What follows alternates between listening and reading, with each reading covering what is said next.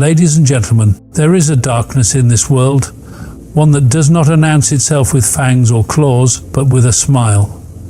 You may already know them. They may sit beside you, speak sweetly to you, and shake your hand with warmth. But beneath the surface, their heart beats cold as ice. The most dangerous monsters do not lurk in shadows. No, they stand in the light, watching, waiting. And if you do not know what to look for, you will not see them until it is too late. Today, I will reveal 6 red flags that expose the truly evil among us, and by the time we are finished, you will never look at the people around you the same way again. There are those who move through this world unseen, not because they hide in the shadows, but because they know how to become the light. They smile at the right moments, offer a kind word when needed, and carry themselves with an air of sincerity so convincing that even the wisest among us may be deceived. But make no mistake, kindness, when wielded by the wrong hands, is the most dangerous weapon of all. They study you. They learn what makes you laugh, what makes you feel safe, what makes you trust. And once they have that knowledge, they do not rush. No, they wait. They give you exactly what you need when you need it, so that when the time comes, you do not question their presence in your life. Because trust is not stolen, it is earned, and they know how to earn it better than anyone. But listen carefully. True kindness has no agenda. It asks for nothing in return. It does not keep a tally, does not remind you of the favors it has done, does not expect to cash in on your gratitude. The moment a person's kindness feels too perfect, too tailored, too rehearsed, it is time to ask yourself, what is their goal? What do they gain? Because when the mask slips, and it always does, it will not be gradual, it will not be subtle. It will be a revelation so sudden that you will wonder how you ever missed it. The problem is, most people refuse to believe they have been deceived. They do not want to admit that the person they trusted, the person who seemed so good, was anything but. And so they ignore the small signs, the tiny betrayals, the inconsistencies, the fleeting moments where something feels off. They make excuses. They tell themselves they are imagining things. Because it is easier to believe a beautiful lie than to face an uncomfortable truth. But let me tell you something, your instincts do not lie. If something deep within you whispers that something is wrong, listen. If you feel a hesitation before speaking, a tightening in your chest, a moment where your mind says, be careful, do not dismiss it. That is not paranoia. That is wisdom. And the cost of ignoring it may be greater than you can imagine. Works so well because we want to believe in good. We want to see the best in others. We want to think that the person standing beside us, offering us their friendship, their love, their loyalty, is exactly what they appear to be. And that is why evil never presents itself as evil. It arrives dressed as kindness, generosity, and understanding. It becomes what you need most until you are no longer useful. And that brings us to something far darker. Because what happens when you are no longer useful to someone who never truly cared for you in the first place? What happens when a person who has spent their life perfecting the art of deception is suddenly forced to reveal who they really are? Watch closely. Watch their eyes when someone else is in pain. Watch their reaction when someone suffers. Do they feel it? Do they flinch? Do they show any sign of human emotion? Or do they remain untouched, cold, indifferent? Because there are those among us who do not feel as you do. They do not mourn losses. They do not regret their actions. You will know them by their silence. Carry the weight of their own cruelty. When someone cries in front of them, they do not reach out. When someone is in distress, they do not offer comfort. They may pretend, but it is always just that, pretending. And if you look closely, if you allow yourself to truly see, you will notice that their kindness has a limit. It is not infinite. It is not unconditional. It exists only so long as it benefits them. And when it no longer does, when they no longer need to be good, They will turn cold as winter steel. They will forget every promise, every moment of warmth, every word that made you believe they were different, because for them, those things were never real. They were tools. And now that those tools are no longer needed, they will be discarded just as easily as they were used. Some people believe that remorse is universal, that everyone deep down feels guilt for their wrongdoings. But that is a dangerous assumption, because there are those among us who do not feel guilt. They do not look back on their actions and wonder if they could have done better. They do not lose sleep over the pain they cause. If anything, they see it as proof of their strength, of their ability to move through this world untouched by sentimentality or weakness. Do not mistake this for confidence. This is not the certainty of someone who knows their worth. It is the emptiness of someone who feels nothing. And a person who feels nothing can do anything. This is what makes them dangerous, not the words they speak, not the kindness they feign, not even the lies they tell. It is their indifference, their absolute lack of connection to the world around them, the absence of humanity. And if you think you can change them, if you think your love, your loyalty, your belief in their goodness will bring out something that was never there to begin with, but you have already lost. Because the one thing they cannot control, the one thing they cannot twist or manipulate, is your awareness. The moment you see them for what they are, the moment you stop explaining away their cruelty, the moment you recognize that the kindness they offer is a performance rather than a truth, you take away their power. Because evil does not thrive in confrontation. It thrives in blindness. It thrives in the excuses people make, in the doubts they ignore, in the trust they continue to give despite the evidence against it. Evil needs you to look away, to second-guess yourself, to believe that the voice in your head telling you something is wrong is just paranoia. But you know better. You always have. The question is, will you listen? There are those who do not argue, do not shout, do not raise their fists or lose their temper, because they do not need to. Their power is far more refined, far more insidious. They do not force their will upon you. No, that would be too obvious, too crude. Instead, they do something far more dangerous. They make you doubt yourself. They make you question your own memory, your own perception, your own grip on reality. You may have known someone like this, a person who always seems to twist the past just enough to make you wonder if you misremembered, a person who denies things they once said, insists that something never happened, or claims you misunderstood, no matter how clear it was at the time. And at first, it seems small, a forgotten detail here, a minor correction there, but soon the pattern emerges. Suddenly you find yourself explaining things that should never need explanation. You find yourself second-guessing moments you once felt sure of. You feel the ground beneath you start to shift, and you do not know why. Because the truth has not changed, only the way they tell it has. Some people do not break you with force, they break you by unraveling your certainty, piece by piece, until you no longer trust your own thoughts. You will stand before them with facts, with proof, with the clear memory of what happened, and they will look you in the eyes and tell you that you are wrong. And not just wrong, they will make you feel unreasonable for even believing otherwise.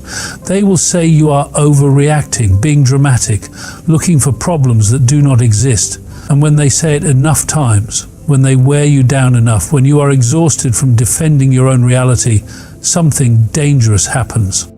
You start to believe them. You start to wonder if maybe they are right, maybe you are imagining things, maybe you are being too sensitive, maybe you are the problem.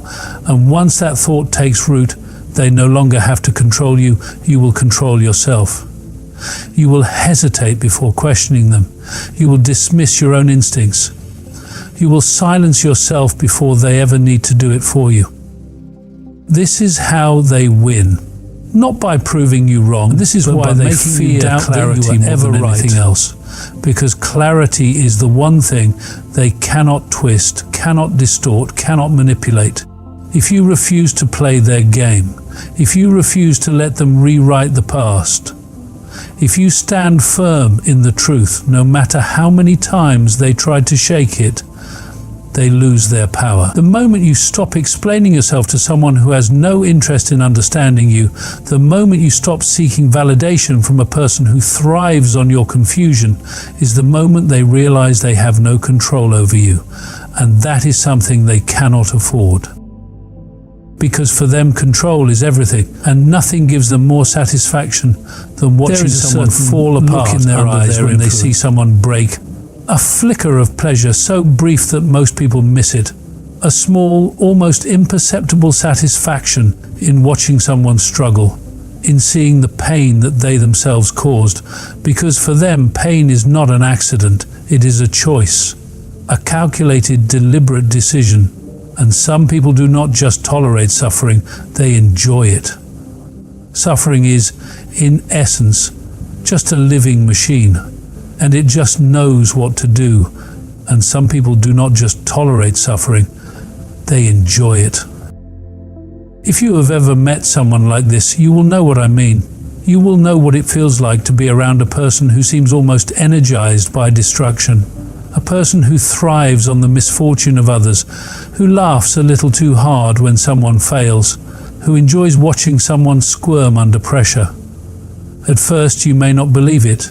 You may tell yourself that they did not mean it, that they simply have a dark sense of humor, that they do not realize how cruel they are being. But deep down, you know. You see it in the way they linger a little too long when someone is in distress, in the way they mask their amusement just enough to keep it hidden, but not enough to make it disappear. They may not hurt with their own hands, but they do not have to, because their power is not in what they do, it is in what they enjoy, what they cultivate, what they create in others. They push just enough, manipulate just enough, set things in motion just enough, and then they step back and watch. Watch the chaos unfold. Watch the suffering play out like a performance. Some people are not just satisfied with peace. Peace does not excite them. It does not give them the feeling of control, of power, of superiority that they crave. So they create storms where there should be calm. They stir tension where there should be trust. They plant doubts where there should be certainty. And then, when the damage is done, they sit back and enjoy the destruction they caused. And if you think this is simply cruelty, you are mistaken. This is something deeper, something colder, because cruelty suggests impulse, emotion, a lack of control. But this is not impulse. This is design. A deliberate, careful, methodical unraveling of another person's confidence, stability, and peace. So what do you do when you find yourself standing before someone like this? What do you do when you realize that the person beside you is not simply unkind, not simply careless, but deliberately destructive? You recognize it. You do not explain it away. You do not make excuses. You do not convince yourself that they do not mean it, that they will change, that they simply do not see what they are doing, because they do see. They have always seen. And the more you try to change them, the more you try to make them see the harm they cause, the more you feed exactly what they want, your suffering. Because to them, suffering is not a tragedy, it is entertainment. And the only way to win against a person who enjoys watching others break is to refuse to break at all. Trust is a fragile thing. It takes years to build, moments to break, and an eternity to repair. It is the foundation upon which every relationship, every bond, every connection between people is built. And yet, to some, trust is nothing but a tool, something to be used, discarded, and broken without hesitation. There are those who do not value trust because they do not experience it the way you do. To you, it is sacred. To them, it is an opportunity, a way in, a means to an end. They will earn it not because they respect it, but because they understand its power. They will tell you everything you need to hear, show you the right amount of vulnerability, make you believe they are different. They will look into your eyes with conviction, swear their loyalty, and make you feel safe. And when the time comes, when it suits their purpose, they will betray you without a second thought. They will not hesitate. They will not struggle with the decision. They will not lose sleep over it, because to them loyalty is not a virtue, it is a weakness. And they do not see people as companions, as partners, as loved ones. They see people as resources, as stepping stones, as temporary figures in a game only they know the rules to. Some betray for gain. They will stand beside you for as long as it benefits them, but the moment a better opportunity presents itself, they will trade you in like currency. There will be no guilt, no sorrow, no reflection, only a cold, calculated decision made with one person in mind, themselves. Others betray simply to watch what happens, not because they need to, not because they stand to gain, but because they enjoy the unraveling, the chaos, the reaction. They want to see what you will do when the knife enters your back. They want to witness the exact moment your trust shatters, to study the look in your eyes when you realize that the person you once relied on was never truly on your side. And when that moment comes, when the damage is done, they will not flinch. If anything, there may be a flicker of satisfaction, barely concealed, hidden beneath false regret, a carefully constructed performance of remorse that exists not to make things right, but to make you doubt what you know to be true. And you will doubt, because betrayal is not just about the act itself. It is about the destruction it leaves behind. It does not just take from you, it changes you. It makes you question everyone. It poisons the memories you once cherished, turns warmth into something bitter, makes you wonder if you were ever truly seen at all. But the truth is, the betrayal says nothing about you. It does not mean you were naive or foolish or blind. It does not mean you were weak for trusting. It means they were empty enough to throw it all away. Because betrayal is not a mistake. It is not an accident. It is a choice. And a person who makes that choice once will make it again, and again, and again. And because once you betray without consequence, once you see how easily trust can be manipulated, how quickly faith can be broken, it becomes an addiction. And those who thrive on betrayal do not stop. For them, it is about power. And there is no greater power than control. Because that is what all of this comes down to.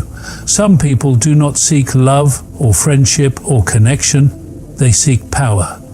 Over you, over others, over everything around them. They do not want to exist in harmony in the way they carry themselves, in the way they take up space, in the way they speak as though their words are law. They demand attention, demand respect, demand obedience. And if they do not get it, they will take it through manipulation, through intimidation, through whatever means necessary. Because for them, submission is the only currency that matters. They do not want equals. They do not want partners. They want control. And there is no limit to how far they will go to get it. They will wear you down, little by little, until your choices are no longer your own, until you hesitate before speaking, before acting, before thinking, until your independence is so eroded that you do not even recognize the person you have become. Because that is the goal, not just obedience, total surrender.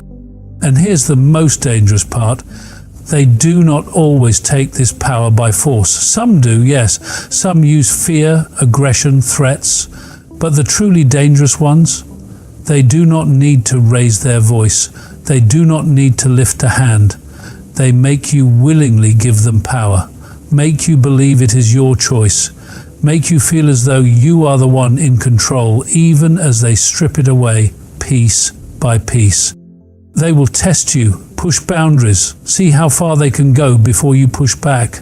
And if you let them, even once, if you excuse their actions, if you tell yourself it was a misunderstanding, that they did not mean it, that they will change, they know they have won.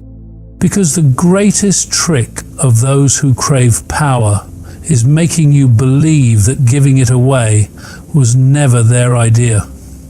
It was yours. There is only one way to stop them. You do not reason with them. You do not plead. You do not try to explain yourself, because they already understand exactly what they are doing. You take back what is yours. You walk away. You reclaim your mind, your choices, your life. Because the only thing a person like this who refuses to be one thing they cannot control. So what do? You see them, you recognize them, you do not excuse their actions, you do not let their poison seep into your heart. And most of all, you walk away. Because the only thing an evil person fears is the one who refuses to be controlled. And that, my friends, is the one power they will never have. Beware, be vigilant, and most of all, be free.